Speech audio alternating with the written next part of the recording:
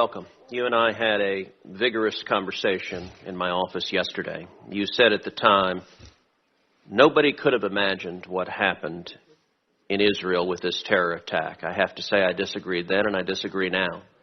Many of us not only imagined, we predicted it.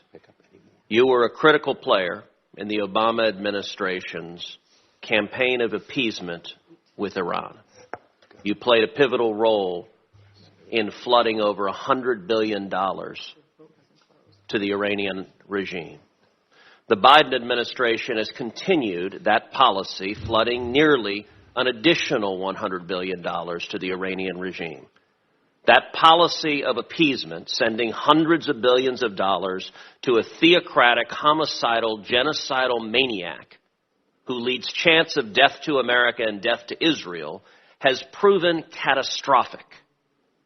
The death squads in Israel from Hamas are funded in real and meaningful ways by the billions of dollars the Obama administration and now the Biden administration has flowed directly to Iran. That has proven disastrous. We also have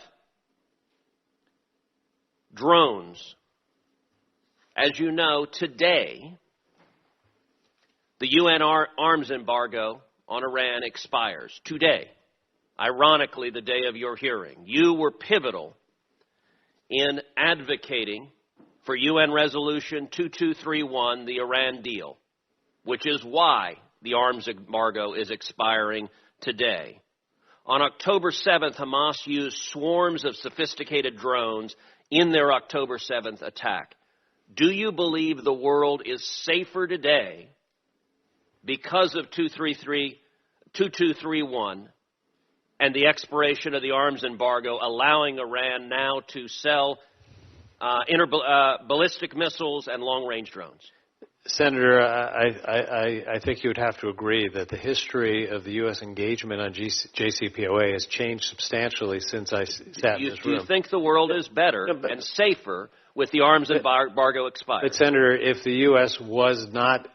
yes or no? Are we safer today with no arms embargo? I think it's much more complicated than that because we're not part of JCPOA. Therefore, there was no extension of the arms embargo. I would have advocated for an extension of the arms embargo, and we might well have... And by the way, the Biden administration's been in power two and a half years. The arms embargo is expiring today, and you were pivotal in that happening. Let's shift to another thing, because the Biden administration didn't just send money to Iran in massive numbers. It has also sent money to Gaza that went to Hamas. And at the time, I led a coalition of senators urging the Biden administration, do not send money to Gaza because it is controlled by Hamas. It will be used by Hamas for acts of terrorism. We now know that the Biden administration reached the following determination, and I quote, due to its overall strength and level of control over Gaza, we assess that there is a high risk Hamas could potentially derive indirect unintentional benefit from U.S. assistance to Gaza. High risk. Now, as Treasury Secretary, you're familiar with these determinations. Under ordinary anti-terrorism laws, you can't send money where there's a high risk it'll be used for terrorism. But what did the Biden administration do? It waived our anti-terrorism law because their political agenda was so important they were willing to take that high risk. Was it a mistake to send hundreds of millions of dollars to Gaza that in a very real and practical way funded the death squads and funded the rockets that are being used to murder Israelis? Senator, I was not in government at the time these decisions were made. Was it a mistake? I'm not familiar with the back and forth that you're referring to, but my understanding is the funding that went to Gaza was for things like the hospital and humanitarian. So was OFAC wrong when it concluded there's a high risk that Hamas could derive benefits? Senator, I would have to look at the document. You were one of few people that has the expertise to do this. I have high regard for OFAC. I just am not familiar with the document. So is the world safer or less safe because hundreds of millions of dollars were sent to Gaza when it's controlled by Hamas? Senator, Hamas's activities have proven how evil they are and how important it is to deny them. So you're not answering resources. That question. Let me ask this question. But I will say the this, Biden Senator, administration and the Biden State Secretary of the Treasury has repeatedly undermined Israel as this attack was ongoing.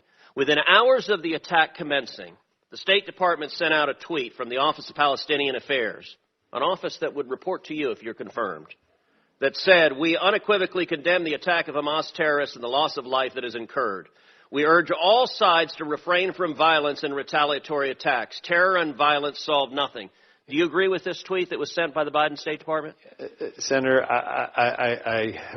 would have to read it. I'm not familiar with it. You're not familiar with it? I want to just go back to the last point that you made. Hold on a second. You're not familiar with this tweet. They sent it out at 3 in the morning while the attacks were unfolding. I blasted it at 3 in the morning, and they deleted it within the hour because it was shameful. They were telling Israel, do not respond while your citizens are being murdered. And by the way, the President of the United States has stated clearly the policy of the United States. I agree with the President of the United States. I understand, but at the same time, this administration repeatedly walks back what he says. So here's another tweet sent from the State Department.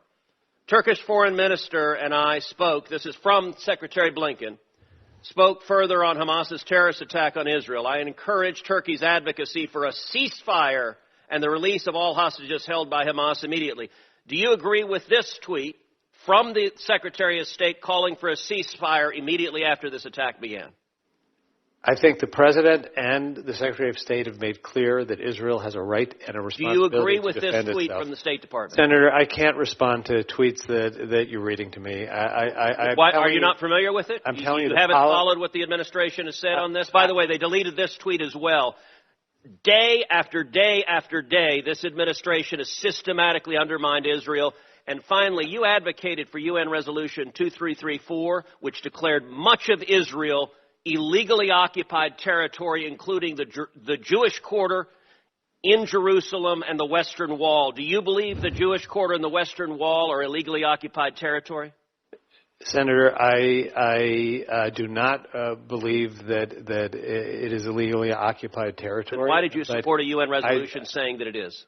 I think we could have a conversation about that, but it's going to take me more than 10 seconds to respond to it. Which all the time you like. Allow the witness to respond, if you allow the witness to respond. Yeah. So first, if I can respond, you've said a lot of things that you have not given me a chance to respond to. I sanctioned Hamas in 2015. Hamas was sanctioned again today. So I don't think it was a fair characterization of either what I did or this administration. Second of all, the issue of a UN resolution it was a UN resolution that all the parties had to agree to, that was negotiated